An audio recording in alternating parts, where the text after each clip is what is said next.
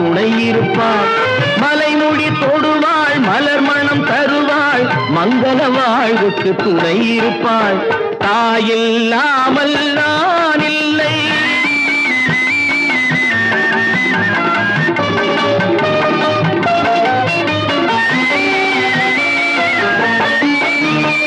ஆதி அந்தமும் அவள்தான், நம்மை ஆளும் நீதியும் அவள்தான். ஆதி அந்தமும் அவள்தான், நம்மை ஆளும் நீதியும் அவள்தான். அகந்தையை அழிப்பாள்,